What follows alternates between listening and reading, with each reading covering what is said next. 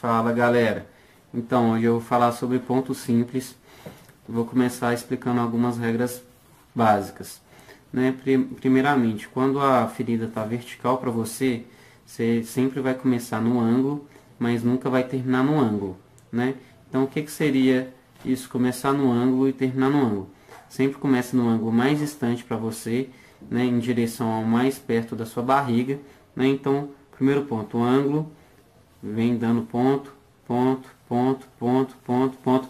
Tá chegando perto do ângulo do outro lado, dá um ponto no ângulo do outro lado e depois dá um ângulo fechando. Isso para quê?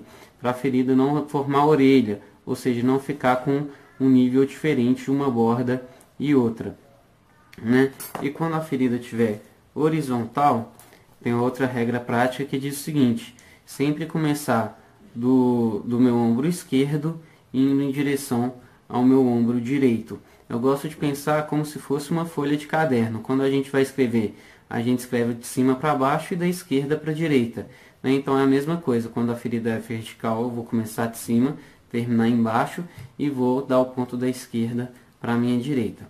Então beleza, né? O ideal é que o ponto ele se entre a meio centímetro da borda da ferida de um lado e sai a meio centímetro da borda da ferida de outro lado, né? Então aqui eu entraria mais ou menos aproximadamente meio centímetro da borda da ferida de um lado e sairia a meio centímetro da borda da ferida de outro lado. Beleza, né? Aí o seguinte,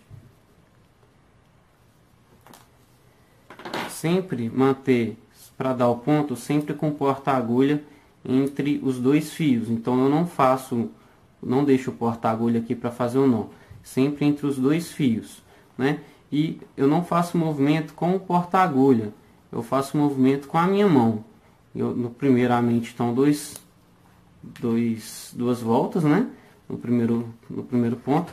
E minha mão esquerda vai para frente, né?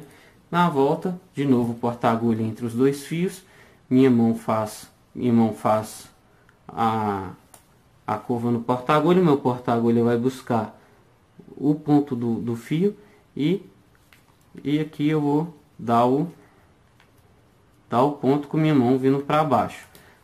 Novamente, minha mão dá um nó, meu porta-agulha busca a ponta do fio, né? E aqui minha mão esquerda vai para frente.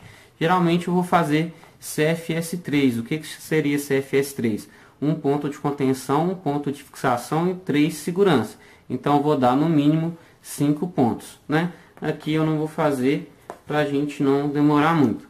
Mas aí é o seguinte, quando você for cortar o fio, você sempre inclina um pouquinho a tesoura para o cirurgião que está trabalhando ver o tanto de fio que está ficando, né? Se está muito, se está pouco, se ele quer que corta mais lente, se quer que tenha um pouquinho mais de fio, né? Então ele autorizou e você vai lá e corta, né? Inevitavelmente, quando você fizer ponto em algum paciente seu, o paciente vai voltar querendo que você retire o ponto. E tem uma regra prática: quando eu vou retirar o ponto, eu sempre vou tirar o ponto em direção à ferida operatória.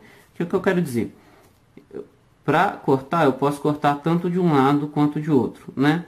Vamos cortar aqui, por exemplo, bem rente à pele, né? Sem machucar o paciente, sem cortar o paciente. Cortei, né? Aí eu posso puxar tanto para o meu ombro esquerdo aqui, tanto para o meu ombro direito, né? O certo é eu puxar para o meu ombro direito para a mínima quantidade de fio perpassar dentro da ferida, né? E aumentar o risco de infecção. Então vou puxar sempre para o meu lado da ferida para a mínima quantidade de ponto passar dentro da ferida e eu diminuir a chance de infecção da ferida operatória, né? E qual que é a distância de um ponto para outro? Geralmente a distância de um ponto para outro é 0,3 centímetros. Então você vai entrar